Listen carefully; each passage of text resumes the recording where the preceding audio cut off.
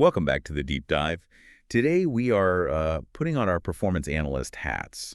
We're tackling a huge organizational question. A really common one. Why are some people just absolute masters at their job? They hit every metric, while other people struggle. Right. And we're going to unpack that using a really systematic, almost forensic approach. We've got sources detailing the PACT processes from Guy W. Wallace. So our mission for this deep dive is to get into that methodology. It's not about blaming people. No, not at all. It's about, first, creating this perfect model of what great looks like, getting everyone to agree on it, and then diagnosing all the barriers, both human and environmental. And finding the true root cause. The true root cause. And the big reason companies do this, the big goal, is ROI. Return on investment. Exactly. I mean, the sources are really clear on this. The whole point is to generate hard data so you can estimate the ROI of some fix before you go and spend a ton of money on the wrong solution. And it seems most valuable when you have that gap, right? When you know mastery is possible because you can see a few people doing it. That's the sweet spot. You're trying to pull the average performer up to that master level. And the whole thing really hinges on two key data sets that are linked together. Okay, what are they? First, you got the performance model. That's your blueprint for the ideal state. And second, you have the enabler matrices, which detail everything a person needs to actually achieve that ideal state. Okay, let's start there then. Building that performance model. If we take a really complex job, Yeah. like a store manager, how do you even begin to map out what ideal looks like for them? Well, you can't do it all at once. It's too much. So the first step is to establish what the sources call areas of performance, or AOPs. AOPs. So you're just chunking the job down into logical pieces. You're segmenting it. You just ask, what are the big buckets of accountability for this role? It gives you a framework to analyze one piece at a time. So for that store manager, what would the AOPs be? You'd have things like staff recruiting and development, that's one. Then maybe inventory management, daily store operations, financial reporting. Each of those is a manageable unit for analysis. That makes perfect sense. So you have the AOP, and now you start building out what the sources call the left half of the chart, the ideal state. Right. And you have to be super precise here. For each of those AOPs, you start with the end in mind.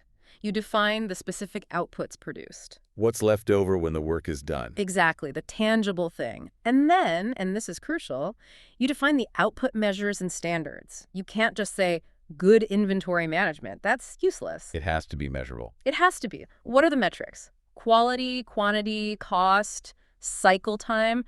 What does success actually look like from a stakeholder's point of view? You need that line in the sand. Otherwise, you can't measure the gap later on. You got it. Once you have the outputs and standards, then you document the actions, the tasks performed. The actual steps to get to that output. The specific steps. And finally, you clarify roles and responsibilities. Who does what?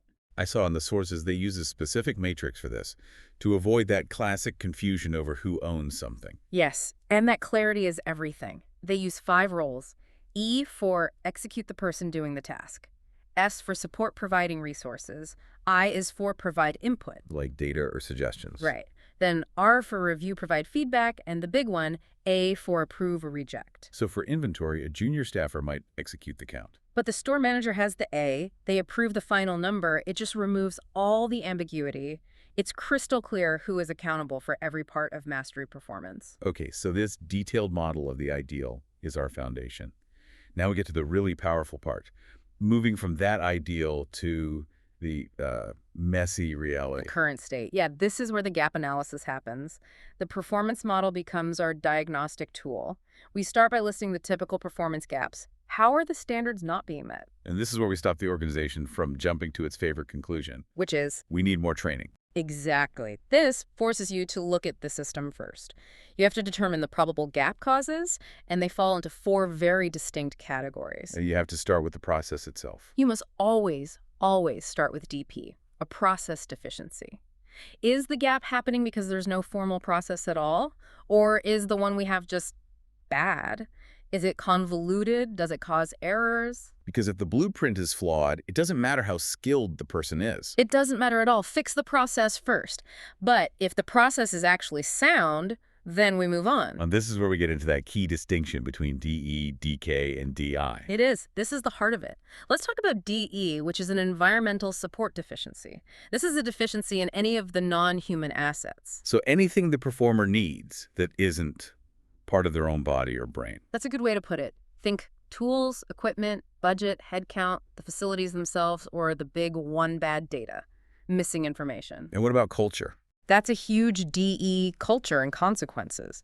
A manager who doesn't reinforce good work or who lets bad performance slide, that is an environmental failure. It's the management system failing, not the employee's skill. Okay, so let's use an example.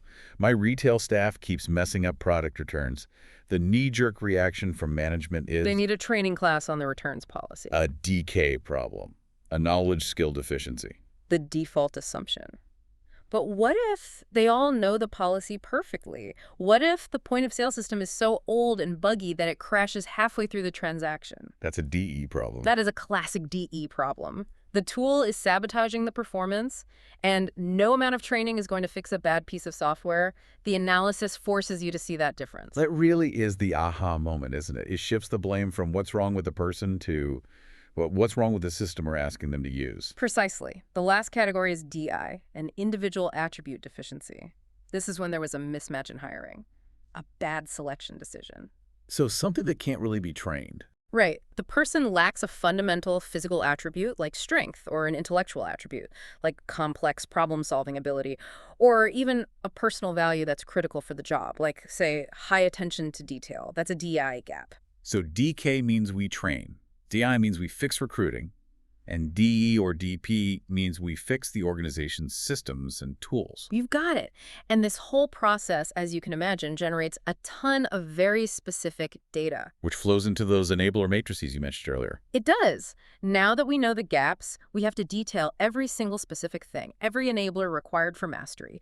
And the matrices link every one of those enablers back to a specific area of performance. So there's no nice-to-know stuff creeping in. It's all performance relevant. 100%. And we break the enablers into two big categories of assets. First, the human assets. What's in that bucket? That's broken into 5 subcategories. You have awareness, knowledge, and skill. You have physical attributes, intellectual attributes, psychological attributes, and personal values. And the second category covers the environment to prevent those DE gaps. Correct. The environmental assets. These are also highly structured. You have data information, material supplies, tools equipment, facilities grounds, financial systems like budget and headcount, and again, that critical one, culture consequences. You're actually documenting culture as a required asset. You are explicitly stating what management behaviors are required to support mastery. It's powerful stuff. The sources go into a lot of detail, especially on knowledge and skills. I think they listed 17 subcategories. Once we have a specific skill listed, say, knowledge of the returns policy, how do we, I guess, rate it, prioritize it? Great question.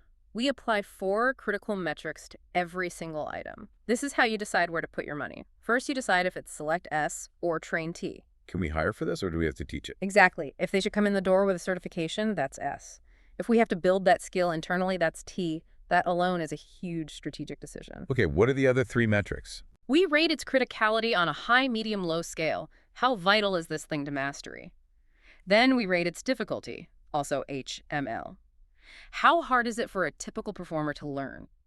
So if something is high criticality and high difficulty, that's a red flag. That's where you need to make a major investment in your training and support systems. and the system has to be future-proofed, right? That's the third metric, volatility, HML. How often and how much is this knowledge or skill going to change? If it's high volatility, like a software skill, you need a flexible digital training solution you can update all the time.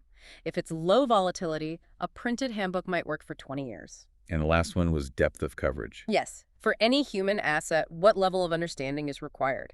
Is it just A for awareness? They need to know it exists. K for knowledge, they need to be able to explain it. Or S for skill, they have to be able to do it, to demonstrate it. That prevents overtraining things. You don't need a 3-day boot camp for something that's just an awareness item. You'd be surprised how often that happens. This whole process sounds monumental. It requires so much input and agreement. I can't imagine one person could do this. Interviewing a couple of star performers isn't enough. Oh, not even close. The sources are absolutely adamant about this. You must use a team approach. Doing it solo brings in bias, you miss details, and most importantly, you get zero buy-in from the organization. But if a team builds the model together, they own it, they own the problems, and they own the solutions. so who needs to be on these teams? You have two. First, there's a project steering team, the PST. These are your senior stakeholders, key customers, high-level managers. Their job is, well, it's largely political. They provide oversight, resources, and most critically, they handpick the analysis team. And that analysis team is where the magic happens. What's the ideal makeup there? About 8 people is the sweet spot. And you need a specific mix. You must have master performers. The people who are actually crushing the metrics. Yes, the positive outliers. They know the reality of the job. They know the undocumented workarounds. They know all the environmental barriers, the DE issues that management doesn't even know exist. And you pair them with. Subject matter experts, SMEs. These are the people who know the theory, the official policies, the procedures, but they might not do the job day to day. And the combination is what's so powerful. It's incredible. The master performers bring the how it really gets done, Oh. and the SMEs bring the how it's supposed to get done. You put them in a room with a good facilitator, and the consensus model that comes out of that is so much richer and more accurate than what any one person could ever create. Okay, so that rich data points you directly to the right solutions. Let's summarize how this all translates into action.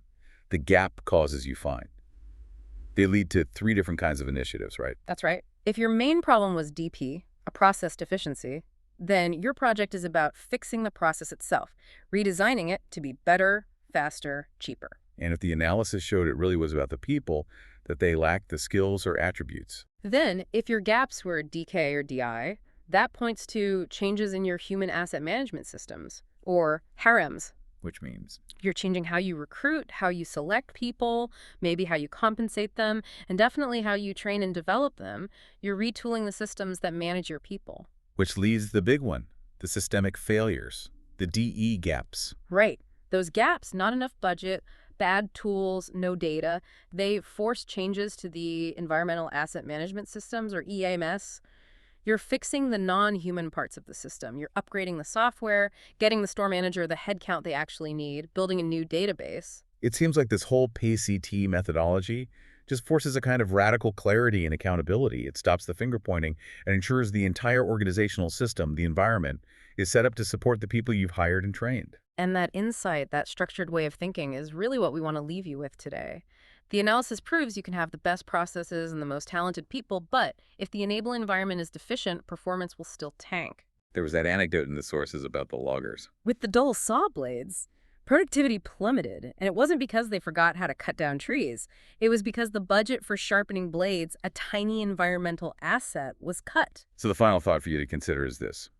If maybe 3/4 of productivity problems can be traced back to some missing environmental asset, how many of your frustrations at work are really DE problems in disguise, the things we blame on lazy people or a stupid process? How many are actually just a missing tool or bad data or not enough budget? What is the most obvious yet overlooked DE deficiency in your own work environment that if you just fixed it would unlock mastery performance for everyone on your team? Something to think about.